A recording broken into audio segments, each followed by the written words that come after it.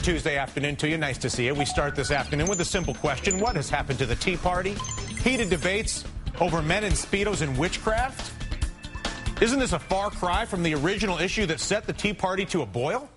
How about this, President and new administration? Why don't you put up a website to have people vote on the internet as a referendum to see if we really want to subsidize the losers' mortgages, or would we like to at least buy cars and buy houses in foreclosure and give them to people that might have a chance to actually prosper down the road and reward people that could carry the water instead of drink the water? Hey, Rick, that's a novel idea. Hey, Rick, did you... What? Who thought of that? Well, the mortgage mess, property rights, the economy. That's what my former colleague and current friend, Rick Santelli, ranting on the floor of the Chicago Mercantile Exchange, rightly so. So fired up, in fact, that he called for a tea party on Chicago's Lake Michigan. But since then, disparate groups of no doubt passionate Americans have been co-opted by either special interests, loud voices looking to make a quick buck, people trying to get rich playing to their anger instead of using that anger to help us all solve this country's obvious corrupt problems. You've been ridiculed, you've been mocked, you've been slandered by the left. You didn't retreat, you reloaded, you came out even stronger, and you've turned this country around. Tea Party Americans, you're winning. You're winning. Unemployment is up, foreclosures are higher, investment is down, lending is non-existent, bank profits are higher than they've ever been. Or excuse me, bank profits are down, but bank compensation is higher than it's ever been.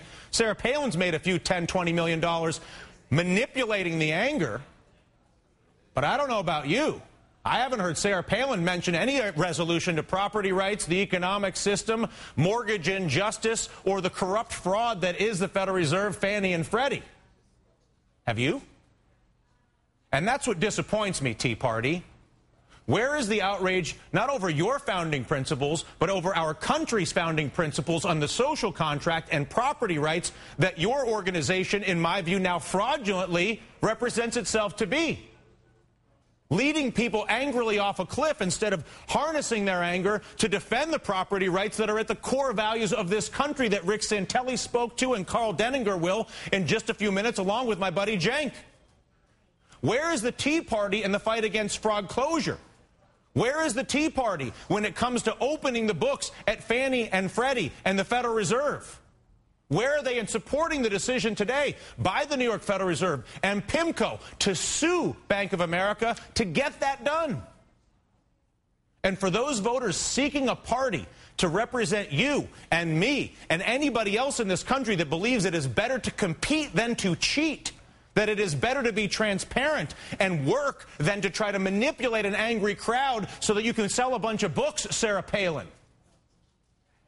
Serving yourself at our country's expense cannot be tolerated, whether it's a political leader, a media figure, or a politician. And to help us do that, prevent that, I should say, Carl Denninger, founder of Fed Up USA and one of the original founders of the Tea Party movement, along with Rick Santelli and others, and our favorite young Turk, a modern progressive who himself has said if the Tea Party adhered to the principles that they talk about, that I just articulated, Cenk would be the first person at the front of the Tea Party line. But I'm going to start with you, Carl. Can you give me any insight as to how you view the divergence from the core values of the so-called Tea Party, the violation of the property rights of this country, the accommodation of the combination of business and state in this country, which in my view at this point is worse than the combination of church and state? Where do we go wrong and how do we get it back?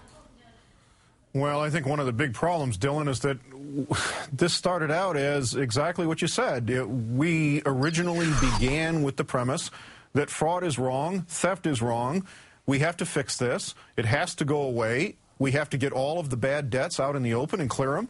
And it stayed that way for about a month, and then the moneyed interest came in, and they basically took it back. And as far as I can tell, they did it by saying, look, if, you go down this road, then we won't get any more campaign contributions. And so the Republican Party essentially put the kibosh on this, got their people in and co-opted the Tea Party. And look at what happened with Sarah Palin. I mean, I love her as an individual, but absolutely no voice on this at all. Cenk.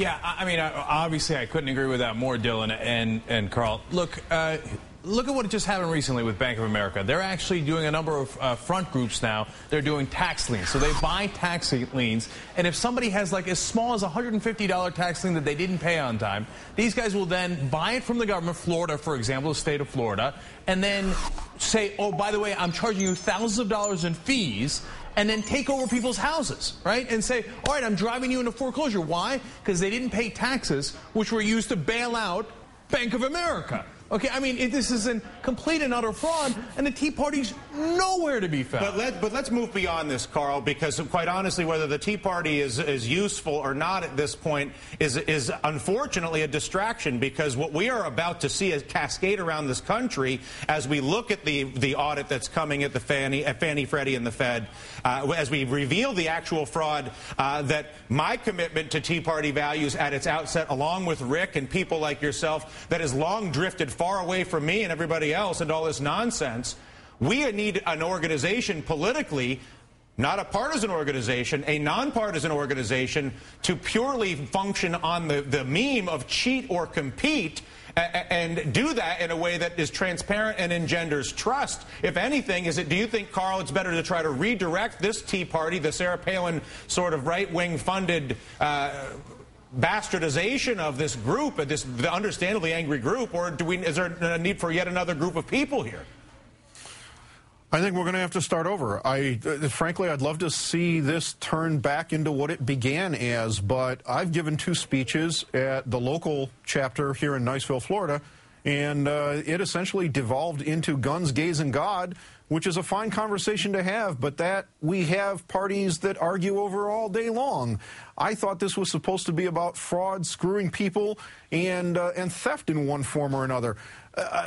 We can have that conversation once we take care of why the Tea Party began, and taking it over and saying, okay, well, you know, we're going to go the other direction. I just think it's a bad move. Yeah. You know what's really interesting is how this movement got co-opted so brilliantly, because it started out on the right foot, but yet no cheat or compete, right? And no protests at the Fed, no protests at Wall Street, no protests at the Obama Treasury Department. And think about that. I mean, if you're a conservative and you're against all this stuff, why didn't you go protest Tim Geithner, the heart of the problem, right? And the reason is because the people with the money, they came in and said, hey, look, I'm going to pay for the buses, I'm going to pay for the signs, I'm going to pay for the donuts, I'm going to pay for everything, but you got to do what I'm asking. And they did it very subtly, and they took over the movement, and next thing you know, they said, what's our number one objective? To get the government out of our business. Now, that's a clever way of putting it, but really what they're saying is no cops on the beat. Now, who wants no cops on the beat? The robbers do. Okay, so the robbers took over and basically got these Tea Party folks, who I think in a lot of ways mean well, to say, hey, you know what, I'm going to take the cops off your street so I can rob your house. And they said, great idea, let's do a protest in favor of it. Now, ironically, these people were the very people, Carl, we'll wrap this up, that were marshaling to get the cops on the beat to end the fraud. And now Cenk argues that the very people that were rallying to get the cops on the beat, to get the investigation to end the fraud, are now one of the most active groups in trying to get the cops off the beat. Yeah, it's pretty much what's happened, Dylan. I mean, I've watched this, and I had an interview with Governor Johnson yesterday, and I couldn't get him to say, stop the looting and start the prosecuting. I tried for 30 minutes and failed. So, he's not a Tea Party member, but he's in this general camp, isn't he? We would think, listen, this conversation will be continued, if only because the fraud runs so deep and we're going to have to deal with it. And if the Tea Party doesn't, somebody else will. I hope to be able to work with both you, Carl, and Cenk in that effort.